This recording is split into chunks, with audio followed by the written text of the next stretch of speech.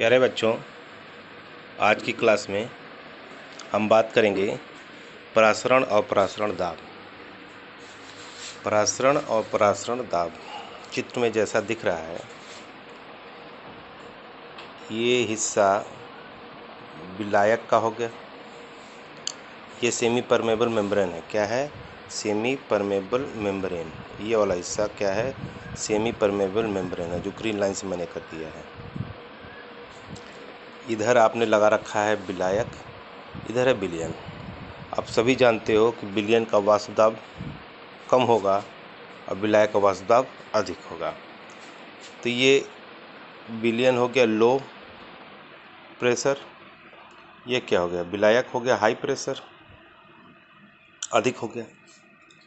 तो जो विलायक के अणु होंगे वो अर्धपारगम्य झिल्ली से होते हुए किधर को जाएंगे? विलयन को जाएंगे। कब तक जाएंगे? जब दोनों तरफ की दाब बराबर न हो जाए। ये अच्छा, दोनों के बीच अंतर होगा दाब का। यहाँ पे आप एक पिस्टन लगा दीजिए, दाहिनी हाथ पे दिख रहा होगा। जितना आप दाब यहाँ लगा देंगे, कुछ भी आप दाब लगा दीजिए, जिस दाब के लगाने के बाद से ये विलायक के अणुओं का विलयन की तरफ जाने की प्रक्रिया रुक जाए, जो कम से कम न्यूनतम दाब की आवश्यकता होगी परासरण की प्रक्रिया को रोकने के लिए, वह दाब कहलाएगी परासरण दाब। क्या कहलाएगी? परासरण दाब। समझ में आता है? आगे देखिए क्या लिखता है। अर्धपारगम्य झिल्ली। अर्धपारगम्य झिल्ली द्वारा जल के अणुओं कम सांद्रता वाले विलयन से अधिक सांद्रता वाले विलयन की तरफ जाएंगे। ये दोनों विलयन लिया है तब की बात कर रहा है। हम लोगों ने क्या लिया था? एक विलयन और एक विलायक। ठीक है। तो जब परासरण की क्रिया द्वारा जल के अणु यहाँ पे देखो आप, जल के अणु शुद्ध विलयन की तरफ प्रवेश करते हैं, जिसे विलयन की सतह पर लगा पिस्टन ऊपर की ओर सरकने लगता है। तो आप देखो, जो मैंने आपको बताया वहाँ पे परासरण दाब हो गया, जितने कम से कम लगाना था, जिसकी वजह से आपका हुआ। अब बात आता है कि जो परासरण है उसको हम लोग व्यक्त करते हैं परासरण दाब को पाई से। किससे व्यक्त करते हैं? पाई से। पाई क्या है? परासरण दाब है। पाई क्या है? परासरण दाब है। तो पाई की जो वैल्यू है वो डायरेक्टली प्रोपोर्शनल होगा किसके? विलयन की सांद्रता की। विलयन की सांद्रता की। तो विलयन की सांद्रता pi is equal to C R T है। तो आर टी क्या हो गया? सी हो गया सांद्रता, आर हो गया क्या? कांस्टेंट, टी हो गया तापमान। Pi equal to C R T. फिर वही पाई को आप लोग क्या लिख सकते हो? एन बटा भी। ये क्या है? मोलों की संख्या है ऊपर, एन। भी क्या है? आयतन, आर और टी। यही आपका फार्मूला फाइनली बन गया।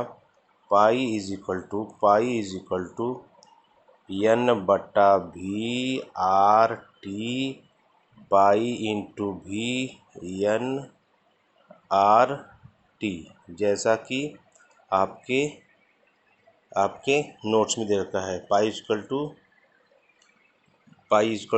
भी equal to n R T, जहाँ पे एन क्या है? पाई क्या है? परासरण दाब। एन क्या है? विलयन का आयतन लीटर में। एन क्या है? विलय के मोलों की संख्या। आर गैस नियतांक। ठीक, यहाँ तक आप कर लिए। और एन बराबर भी क्या है? एन बराबर भी क्या है? मोलर सांद्रता। मोलर सांद्रता। इसी को आप सॉल्व करते जाएंगे। Pi equal to C R T, यदि विलयन में ये आपको कराई रखा है। फाइनली आपका ये आ गया। एन की वैल्यू निकाल लिया W2/M2। अब एक चीज़ बात आता है, नोट ध्यान दीजिएगा। दो समान सांद्रता वाले विलयनों का परासरण दाब समान होता है। इन्हें समपरासरी विलयन या आइसोटोनिक सॉल्यूशन कहते हैं। क्या कहते हैं? आइसोटोनिक सॉल्यूशन कहते हैं। दो आपने सॉल्यूशन ले रखा है, फर्स्ट सेकंड।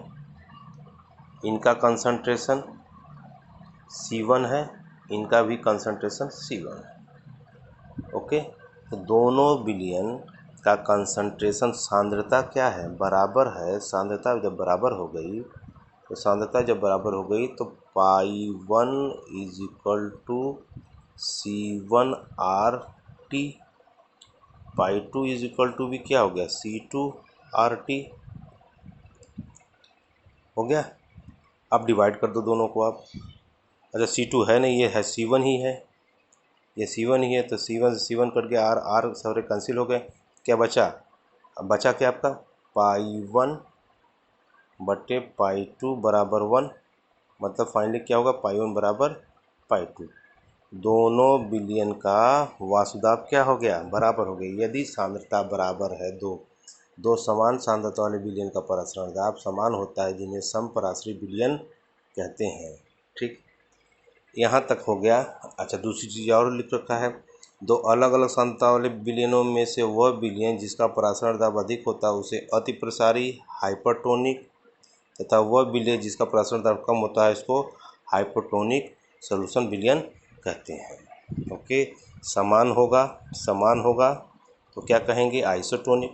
अधिक होगा हाइपरटोनिक, कम होगा तो हाइपोटोनिक। हिंदी में क्या कहते हैं? अधिक बराबर होगा समपराश्रयी, अधिक होगा तो अतिपराश्रयी, कम होगा तो अल्पपराश्रयी विलयन कहते हैं। इसी पे आधारित प्रश्न दे रखा है आपको। प्रश्न 1 सामान्य सा प्रश्न है, इसको आप हल कर लेंगे। फिर आपको दे रखा है अर्धपारगम झिल्ली। अर्धपारगम झिल्ली क्या होती है? सामान्य सी चीज़ है, इसको पढ़ लीजिए बायोलॉजी स्टूडेंट्स के लिए और आसानी होगी। विसरण तथा परासरण में अंतर पूछा जाता है बोर्ड परीक्षाओं में कभी कभी ये। ठीक है, इसी से बेस्ड आपके सारे सवाल हैं, इसको आप देख लेंगे। इसके बाद आपका कुछ न्यूमेरिकल देखिए दिख रहा है आपका, सभी के 4% है। अणुभार ज्ञात करो, अणुभार ज्ञात करो, ये सारी चीज़ें आप करते चले जाएंगे। उसके बाद का जो टॉपिक हमारा आएगा, जिसको नेक्स्ट लेक्चर में हम लोग डिस्कस करेंगे, वान हाफ फैक्टर, वान हाफ गुणांक। अभी तक आप पढ़ रहे थे अणुसंघ गुण धर्म। आज के लिए इतना, धन्यवाद।